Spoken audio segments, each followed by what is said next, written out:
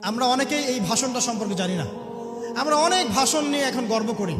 নবী করিম সাল্লাল্লাহু আলাইহি ওয়াসাল্লামের এই যে সর্বশ্রেষ্ঠ ভাষণ, এটা কতজন জানেন? বিদায় হজের ভাষণ। কতজন জানেন বিদায় হজের ভাষণে নবী সাল্লাল্লাহু আলাইহি ওয়াসাল্লাম কি বলেছিলেন উম্মতকে?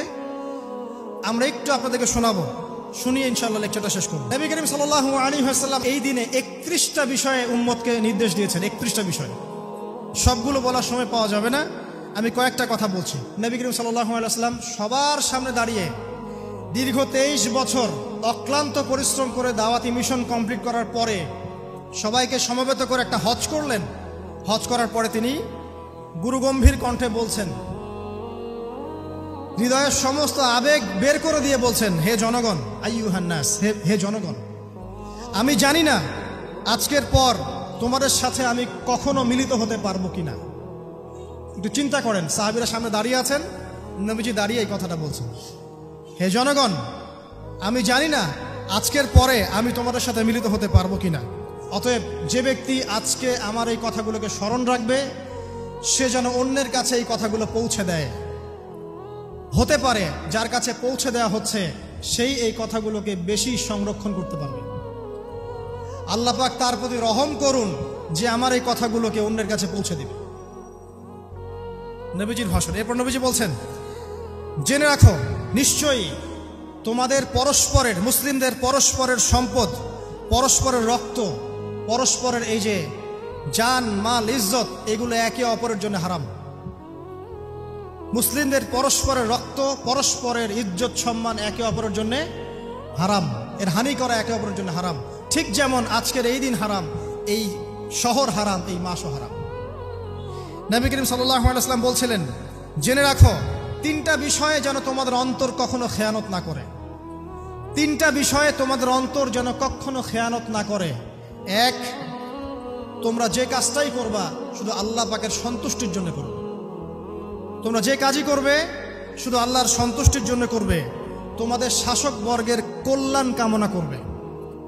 তোমাদের শাসক বর্গের কল্যাণ কামনা করবে। 3 নাম্বার, মুসলিমদের জামাতকে আঁকড়ে ধরে রাখবে। মুসলিমদের ইউনাইটেড কমিউনিটিকে আঁকড়ে ধরে থাকবে। এই 3টা বিষয় পালনের ক্ষেত্রে তোমাদের অন্তর যেন খেয়ানত না করে। এদিন সূর্য ঢলে যাওয়ার পরে নবী সাল্লাল্লাহু আলাইহি ওয়াসাল্লাম আরো বললেন, শুনে রাখো হে মানব জাতি, এটা ভালো করে শোনেন, শুনে রাখো হে মানব জাতি, নিশ্চয়ই আমি মুহাম্মদ সাল্লাল্লাহু আলাইহি ওয়াসাল্লাম জাহেলি যুগের যত কুপ্রথা আছে সমস্ত কুপ্রথাকে আমার পায়ের তলে পিষ্ট করে গেলাম। জাহেলি যুগে কি ছিল ভাই? শিরিক ছিল, সুদ ছিল, মাদক ছিল, নারীর অবমাননা ছিল, কন্যা সন্তানকে দাফন করা হতো, রক্তক্ষয়ী, হানাহানি, মারামারি, কাটাকাটি ছিল। এগুলো সব কিছুকে আমি আমার পায়ের তলে দাফন করে গেলাম। এটা কি দাফন হয়েছে? তিনি বলছেন, নিশ্চয়ই আমি জাহেলি যুগের সুদকে আমার পায়ের তলে পিষ্ট করে যাচ্ছি। সর্বপ্রথম যার সুদ আমি পিষ্ট করছি তিনি হচ্ছেন আব্বাস ইবনে আব্দুল মুত্তালিব, আমার চাচার সুদ। নিজের পরিবার থেকে দৃষ্টান্ত স্থাপন করলেন। তিনি আরো বললেন, হে উপস্থিত জনগণ, তোমরা মেয়েদের ব্যাপারে সতর্ক থাকবে এবং তোমাদের স্ত্রীদের ব্যাপারে সতর্ক থাকবে, তাদের হকের ব্যাপারে সতর্ক থাকবে, কেননা তোমরা তাদেরকে আল্লাহর কালিমার মাধ্যমে হালাল করে নিয়েছো। অতএব তাদের ব্যাপারে তোমরা সতর্ক থাকবে। তোমাদের উপর তাদের হক হচ্ছে তোমরা যা খাবে, যা পরবে, তাদেরকেও তাই খাওয়াবে, তাই পরাবে। আর তাদের উপর তোমাদের হক হচ্ছে তারা তোমাদের বিছানায় এমন কাউকে আসতে দিবে না যাদেরকে তোমরা অপছন্দ করো।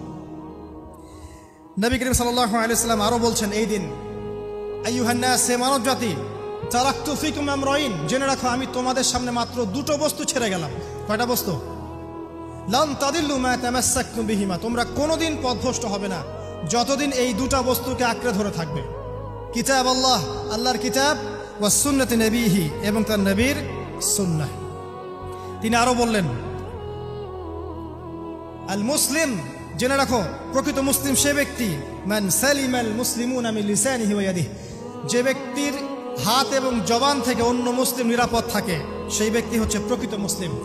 আল মুহাজির, আর প্রকৃত মুহাজির সে ব্যক্তি, মান হাজারা মা নাহাল্লাহু আন, আল্লাহ পাক যা নিষেধ করেছেন সেখান থেকে যে দূরে থাকে সেই ব্যক্তি প্রকৃত মুহাজির, মানে হিজরতকারী। তিনি আরো বললেন, মনে রেখো আমি তোমাদের সবার আগে হাউজে কাউসারে চলে যাব, সুবহানাল্লাহ, এবং সেখানে আমি তোমাদের জন্য অপেক্ষা করতে থাকবো। অতএব শোনেন, অতএব তোমরা আমার চেহারাকে কালিমালিপ্ত করো না, মানে আমার চেহারায় কালিমালিপ্ত করো না, আমার নাম নষ্ট করে দিও না। আমি তোমাদের সংখ্যাধিক্য দেখে আল্লাহর কাছে গর্ব করব, আমাকে তোমরা অপমানিত করো না। আজকে কি আমরা তার দায়িত্ব পালন করে উম্মাহ হতে পেরেছি? নবীজি বলেছেন, তা আমার চেহারাকে কালিমালিপ্ত করো না, সুবহানাল্লাহ। তিনি বলছেন, ওই সময় কিছু মানুষ থেকে আমি মুক্ত হয়ে যাব, আর কিছু মানুষ আমার থেকে মুক্ত হয়ে যাবে। বলা হলো, কারা ইয়া রাসূলুল্লাহ? তিনি বলছেন, আল্লাহ পাককে আমি বলবো, ইন্নাহুম মিন্নি, হে আল্লাহ, এরা আমার উম্মাহ, এরা আমার উম্মত, আমার সাহাবী। আল্লাহ পাক বলবেন, ইন্নাকা লা তাদরি মা আহদাসা বা'দাক, তুমি জানো না হে নবী, তোমার মৃত্যুর পর এই মানুষগুলো, পরবর্তী মানুষগুলো তোমার দিনের মধ্যে কত বেদাত সংযোজন করেছিল।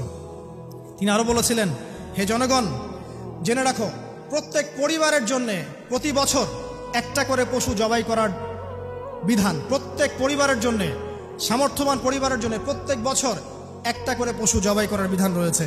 তিনি আরো বললেন, মনে রাখো, একজনের অপরাধের শাস্তি আর একজন কখনো পাবে না, আর বাবার দোষে ছেলে কখনো দুষ্ট হবে না, ছেলের দোষে বাবাও কখনো অপরাধী হবে না। তিনি আরো বললেন, জেনে রাখো হে মানব জাতি, নিশ্চয়ই শয়তান এই বিষয় থেকে নিরাশ হয়ে গেছে যে তোমরা শয়তানের ইবাদত করবে। শয়তান নিরাশ হয়ে গেছে, কিন্তু শয়তান নিরাশ হয়নি একটা বিষয় থেকে, যে তোমরা একে অপরে হানাহানি, কাটাকাটি, ফিতনা, ফাসাদে ব্যস্ত থাকবে, যেমনটা এখন আমরা করছি। আমরা কিন্তু সরাসরি কখনো শয়তানের ইবাদত করছি, কিন্তু মুসলিমরা এখন পরস্পরে হানাহানি, কাটাকাটি, ফাসাদে লিপ্ত আছে। তিনি আরো বললেন যে একজন মুসলিমের জন্য হালাল নয় অন্য মুসলিমের সম্পদ আত্মসাৎ করা, যতক্ষণ না সে স্বেচ্ছায় খুশি মনে তোমাকে সম্পদ প্রদান করে। অতএব তোমরা একে অপরের প্রতি জুলুম করবে না। তিনি আরো বললেন,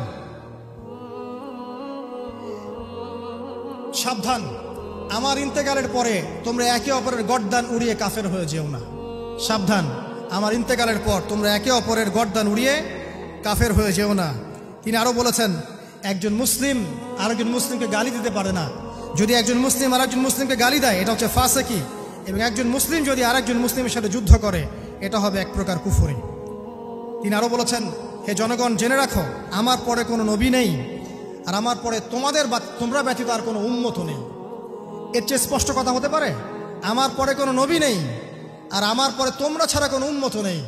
তাহলে আমরা যখন নতুন নতুন নবী বানিয়ে নিচ্ছি, কোনো কোনো ক্ষেত্রে বলছি একজন ব্যক্তি ছিলেন, সে নিজে ঈসাও ছিল, সে মাহদিও ছিল, সে নবীও ছিল, নাউজুবিল্লাহ। এবং দিন দিন মানুষ এই খাতায় নাম লেখাচ্ছে, সুবহানাল্লাহ। সর্বশেষ তিনি বললেন যে, যদি তোমাদের উপরে, হে মানব জাতি জেনে রাখো, যদি তোমাদের উপরে একটা নাক কাটা কালো কুৎসিত কোনো আমির বা শাসকও চলে আসেন, এবং সে যদি তোমাদেরকে আল্লাহর রাস্তায়, আল্লাহর কিতাব সুন্নাহ অনুযায়ী পরিচালিত করেন, তোমরা অবশ্যই তার আনুগত্য করবে, তার বিরুদ্ধে বিদ্রোহ করবে না, তার আনুগত্য করবে। জেনে রাখো, শেষে তিনি বলেন, জেনে রাখো হে মানব জাতি, আজকে থেকে কুল্লুকুম মিন আদম, তোমরা সবাই আদম সন্তান, ওয়া আদামু মিন তুরাব, আর আদম হচ্ছে মাটির সন্তান।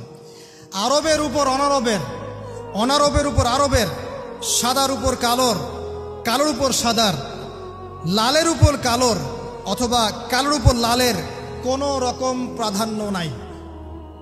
ইল্লা তাকওয়া, শুধু তাকওয়া ব্যতীত। যে ব্যক্তি বেশি মুত্তাকি, সে আল্লাহর কাছে বেশি মর্যাদার অধিকারী হবে ইনশাআল্লাহ তাআলা। সর্বশেষ তিনি আঙ্গুলটা উঁচু করলেন, নিজের শাহাদাত আঙ্গুল উঁচু করে আকাশের দিকে তাকালেন, এরপর জনগণের দিকে তাকালেন, তাকিয়ে বললেন যে, তোমাদের ব্যাপারে, হে জনগণ, তোমাদের ব্যাপারে আমাকে আল্লাহ জিজ্ঞাসা করবেন। ফামা আনতুম কাইলুন, তোমরা ওই সময় কি বলবে আমার সম্পর্কে? তখন সাহাবীরা বললেন, আমরা বলবো যে আপনি বাল্লাগতা রিসালাতাক, আপনি আপনার রিসালাত পৌঁছে দিয়েছেন, ওয়াজ্জা আমানাতাক, আপনার আমানত পূর্ণ করেছেন, ওয়া নাসাহতা উম্মাতাক, এবং আপনি আপনার উম্মতকে নসিহত করেছেন। এরপরে তিনি আকাশের দিকে তাকিয়ে বললেন, আল্লাহুম্মা ফাশহাদ, হে আল্লাহ আপনি সাক্ষী থাকেন। আল্লাহুম্মা ফাশহাদ, হে আল্লাহ আপনি সাক্ষী থাকেন। আল্লাহুম্মা ফাশহাদ, হে আল্লাহ আপনি সাক্ষী থাকেন যে আমি আমার দায়িত্ব পৌঁছে দিয়েছি। এরপরে নাজিল হলো, আল ইয়াউমা আকমালতু লাকুম দীনাকুম ওয়া আতমামতু আলাইকুম নি'মাতি ওয়া রাদিতু লাকুমুল ইসলাম দীনান। এই হলো বিদায় হজ। আজকের এই আরাফার প্রেক্ষাপট আমরা কতজন এটা নিয়ে চিন্তা করেছি? এক মিনিট একটু বলে শেষ করি। দেখেন, শেষ ওসিয়ত যেগুলো হয় মানুষের, এটা খুব হৃদয় বিদারক হয় না? বাবা ইন্তেকাল করছেন, সন্তানের জন্য ওসিয়ত করে যাচ্ছেন, মাকে দেখিস ইত্যাদি ইত্যাদি, হৃদয় বিদারক হয় না? মানুষ সারা জীবন মনে রাখে না? বাট আমরা আমাদের এই ন্যাশন, এই উম্মা, নবী সাল্লাল্লাহু আলাইহি সাল্লামের উম্মা বলে আমরা যারা দাবি করছি, আমাদের মধ্যে বেশিরভাগ মানুষ নবী সাল্লাল্লাহু আলাইহি সাল্লামের শেষ এই নসিহতগুলো ভুলে গেছি আমরা। নসিহতগুলোর মধ্যে সবচেয়ে ইম্পর্টেন্ট ছিল শিরক থেকে দূরে থাকা, সুদ থেকে দূরে থাকা, মুসলিম ভেদাভেদ না করা, শাসকের কল্যাণ কামনা করা, বিদ্রোহ না করে শাসককে উত্তম নসিহত করা। এবং আরেকটা হাদিসে তিনি বলেছিলেন 5 ওয়াক্ত সালাত আদায় করবে, সাওম পালন করবে, রমজান মাসে সাধ্যমতো সাদাকা করবে, মুসলিমদের জামাত আঁকড়ে ধরবে, ইনশাআল্লাহ হাসতে হাসতে জান্নাতে প্রবেশ করবে। আও কামা ক্বালা আলাইহিস সালাম। জাহেলি যুগের সমস্ত প্রথা ছেড়ে দেওয়া ছিল আজকের দিনের মূল মর্ম, আমরা ছাড়তে পারছি না। সুদ ছেড়ে দেওয়া ছিল মূল মর্ম, ছাড়তে পারছি না। শিরক থেকে বের হতে পারছি না। বেদাতীদের ব্যাপারে ধমক দেওয়া হয়েছে, বেদাত ছাড়তে পারছি না। খেয়াল করে দেখেন, মুসলিম হানাহানি কাটাকাটি এখনো ছাড়তে পারছি না। ইভেন ধর্মতাত্ত্বিকভাবেও আমরা বহু দল এবং উপদলে বিভক্ত হয়ে গেছে, কারোর সাথে কারো ঐক্য নাই। সব মিলিয়ে নবী সাল্লাল্লাহু আলাইহি সাল্লামের শেষ ওসিয়তগুলো, কিতাব এবং সুন্নাহ আঁকড়ে ধরা, এটা আমরা সবাই আঁকড়ে ধরতে পারছি না।